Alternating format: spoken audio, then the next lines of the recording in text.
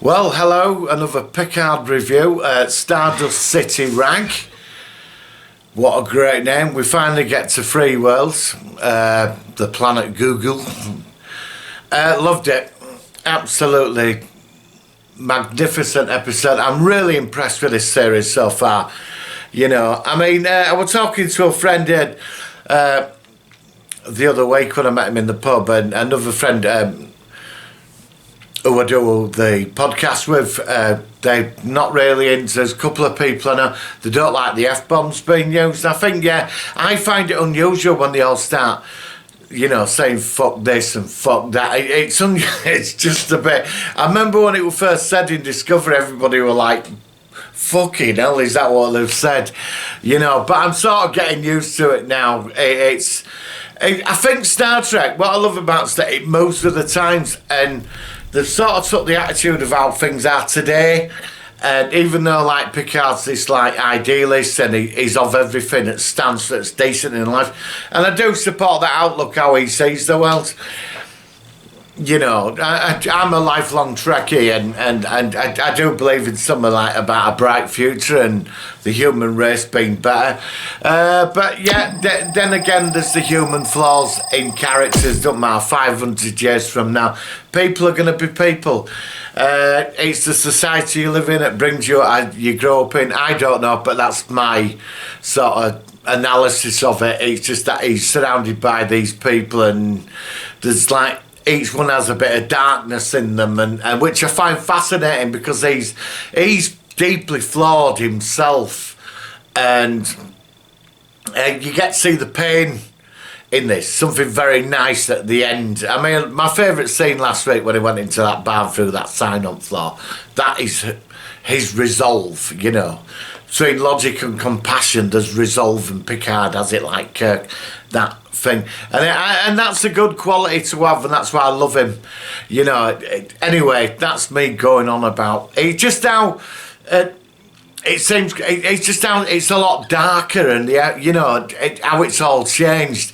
Even like I watched a couple of Next Gen episodes the other day, and even though it's started I grew up on, it's totally different. But yet again, change is a good thing. It's evolution, I suppose. Right, so we start off at the beginning.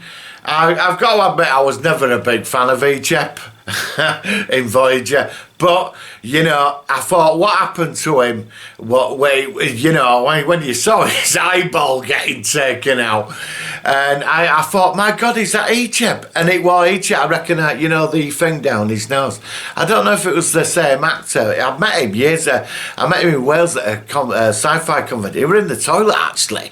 I went to the toilet, it was absolutely plastered. Manu, I forgot his name, but he was in the toilet. I remember being two of my friends, we went in, we were going out, we saw him in there.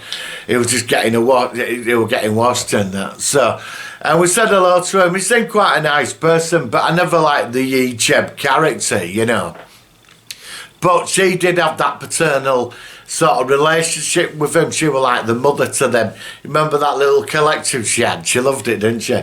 I'm a big fan of Jerry Ryan and Seven of Nine. I think she's one of the best Star Trek characters ever created. Jerry Ryan nailed it. And seeing her evolve 20 years on is just incredible. A character. She's a ranger now, and after Romulan Empire fell, the neutral zone must come like a new frontier. And they've got something called the Fenris Rangers. I don't know who they're financed by, but they're meant to create law and order. But all the great powers of the Alpha and Beta Quadrants, like the planet of Galactica, they just fucked it off, and there's all kinds of stuff going on there. So she's like, obviously, she's like, finds him and they pull his eyeball out, and she kills everybody. I mean, she's ruthless. I mean, she is badass in this. And, I hope she's back next week. So, like, she saves him, and she calls him a child, and then she kills him with her phaser, because they've took the parts out of his body with no anaesthetic. And it all comes out anyway that they're back on the ship. Picard, they're all going to this free world, and there's holograms everywhere. Doctor, the cybernetics, sorry about the names. You've got Han Solo in with the beard. Me and a friend call him Han Solo. He's there on ship. There's Raffi, a big fan of Raffi. You find out a lot more about her character. Picard's there, and then you've got Elf Romulan, you know, the elf. And they're all on ship together, and they're planning to go down there, and they have to dress up. It looked like a 70s disco troupe going to a disco weekend. So anyway, they beam down to the planet, and we meet Bazille. She's got Bruce Maddox, and we finally get to see him. Well, it's come out she's had an affair with, he's been obviously had this thing with cyberneticist, you know, the Doctor. They leave her on ship. And I think it's what we all suspected when she turned up, because I thought this. So they go down on planet, there's a lot of messing about. They're trying to trade 7 of 9 up, because everybody seems like Borg parts seems to be a big thing on the black market, and everybody's after the technology.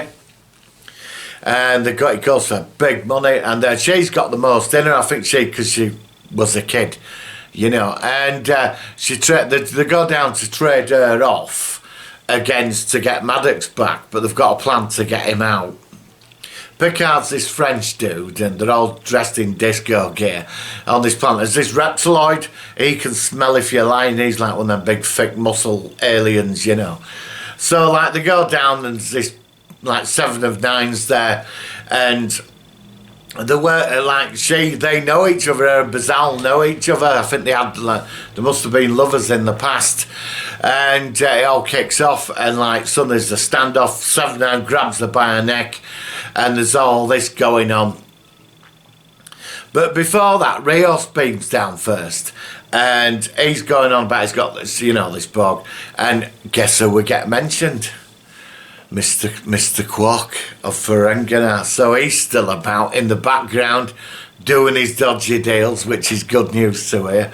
And Tranya, the drink from the original series, First Federation. All these beautiful little Easter eggs in there. Anyway, there's this sort of shoot them off, and 7 of 9's going to kill her, and Picard goes in with his moralising, you know, about revenge, you know, and all that. And he says, look, it won't do anything for you and all this. And Rios says, look, you know, it's not just about you killing her, because if you kill her, there's going to be a bounty on a lot of us. She figures out it's the great Admiral Picard. So they get him off the planet Maddox, and it's like 7 of 9 don't kill her, but she's like, we're back on ship then. And we find out off Maddox that, you know, he tells them this location, but he tells them the interesting thing, which I think we've all hinted at. The Federation's involved in this big conspiracy.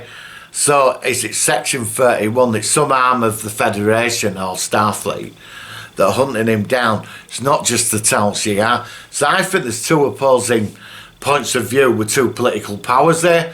But there's something activated, the Synth Rebellion, which I think hopefully next week we're going to get a bit more answers. Well, the cybernetist, forgot her name, the Doctor, she starts looking after him. We find out Raffi has a son. Her family disowned her husband, and that because of this conspiracy at Starfleet. She was obsessed, but nobody believed her. She goes and sees the son, but he don't want to know. And he's had a kid, and he's married to a Vulcan, which is cool. So, and she beams back up to the ship because they just don't want to know her. And I really felt for her. So they're all back on ship. And they have to go to Romulan space because Picard knew about the Romulan cube, the artifacts, because Maddox tells that Sargi, she's on the Romulan cube. And so they're heading there. And then we get into like the end where like speaks to Maddox, the Doctor, the cyberneticist, she kills Maddox because she says some interesting stuff. He mentions me, you and Sung did it. So I'm wondering, is it possible? Could Sung still be alive? I don't know. Maybe he transferred his mind into an android body. Maybe Law's be. I don't know. This is all speculation. People have been coming out of all kinds of stuff. So, Sung, Maddox, obviously she knew about Sarge and her sister, you know. And she said, you want, and then when she starts killing him, pressing buttons and on his life support and all, because he's pretty done in, she kills him. And EMH pops up and says, look, you know, and she switches him off. And I can't understand why EMH didn't go report what she were doing. They're going to find out next week, obviously. But she said, you haven't seen what I've seen. So what did you see? And what's this conspiracy? So that's it. They had off, obviously they're going off to Romulan space. A nice moving episode where we did get a slight bit, but I think it's what we all suspected. Federation, Tal Shiar, and obviously something else is involved in this conspiracy. But I think it's coming from two different parts. I don't think the Federation's working with Tal Shiar. You know, we didn't go to Borg Cube this week. So next week, with it being episode 6, and then only thought, I think we're going to get the direction to what the bigger picture is. And we won't know it all, because they've been quite good at sort of releasing small snippets, and I've liked that about this. But there was a great scene at the end when 7 of 9 says, can I borrow 2 phaser rifles? And she gives Picard a calling card, because she's obviously been out on the galaxy fight, keeping law, and it's quite interesting how she ended up out there. And she gets on transport. He knows she's going down there to kill her. He knows. He's not stupid. He knows. He don't want her to do it, but he knows. And she says to him about being human and all this. He said, have you always felt fully human when you got out of the collective? He said, yeah. And then he said, but you complete humanity. He went, no. But he said, every day I'm trying to reclaim it. And she went, same for me. And that was a beautiful moment, because they both got that bond of being part of the collective, him as Locutus and her as 7 of 9. And I love that scene. She got on transport and the Voyager music kicked in, and that was wonderful. Just a small snippet of Voyager music. So we had some nice Easter eggs for the other episodes. But I will say, this has been spectacular. I know some people won't agree with me, but I've loved this series so far. I have enjoyed it. I'm looking forward to binge watching the old 10-part episode. So 5 episodes left. So where do we go from next week? I've not seen the trailer for next week, obviously, but I hopefully we're on the Borg Cube next week. There'll probably be a lot of running about, and we're going to get more at Tal Shiar next week. Yeah, the Romulan elf didn't play much up this week. He's a bit gullible and naive, which I found quite funny. And they all kept telling him to shut up, you know. And 7 of 9, I'm going to say she was badass. And she beamed down there with phaser rifles and slaughtered everybody in that barn. And she just vaporised her, that Bazania, and just vaporised her. And that's where we left her down there. So she's going to turn up either, I don't think next week, I think she'll be in the week after. She's going to be in like the last 2-3 episodes. So that's it. But I think they're going to find out about the Doctor either next week or week after that she killed Maddox.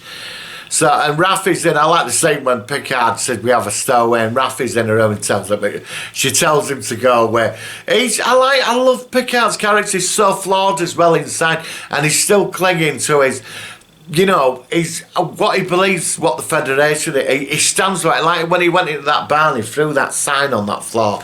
He will stand to his death in his belief into doing the right thing.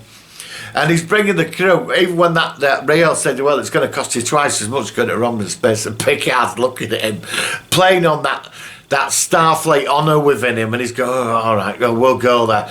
So the group's forming now. There's a few flaws in there, but it's forming, and it's going to be interesting where this is going. Well, that's my review of Star Trek Picard. So, speculation, I'm hoping Law's alive, maybe Sung, I don't know. But I did come out with fair, I did tell my friend, maybe Law is activated, he could be behind. But this conspiracy is now becoming rather fascinating. Who activated the Sims? Why are the Romulans obsessed in destroying the Jack Vaz, killing all the androids and computers, all artificial intelligence, and what Starfleet's angle? Something in there, and it's connected to this Borg Cube. My excitement awaits, and I cannot wait. So guys, that's my review for this week. A fantastic episode, sorry full of spoilers, but I've watched it twice this morning and loved it. Just love them, little Easter eggs. Mr. Quark of Ferengi I recommend you. Brilliant. So is he going to turn up? You know, it'd be great if he turned up. I think some of these characters are going to be at second season. Even just as minor appearances, I think like Quark probably will be in the second season. I'm looking forward to seeing Guinan again as well. Oh, great, you know. So, guys, I will be on live Sunday at 7 o'clock, 8 o'clock after Doctor Who. Was impressed. I didn't see the episode till Wednesday because I've been busy. Finally got to see it. I really enjoyed it. This Doctor Who series has been very up and down, good and bad. And so we'll have to see where it goes. Roll on Picard next week. Doctor Who Friday. The podcast is up now, episode 12. It's an Enterprise special. Predator versus Captain Kirk. It's ridiculous. And loads of red shirt deaths. So guys, please give this video a like. Give it a share. Press them like buttons and, oh God, I sound like a YouTuber now, don't I? You know, look down there. I'm only joking. I'll be selling merch next. No, I won't. So guys, have a great weekend and I'll see you next week. And live long and prosper.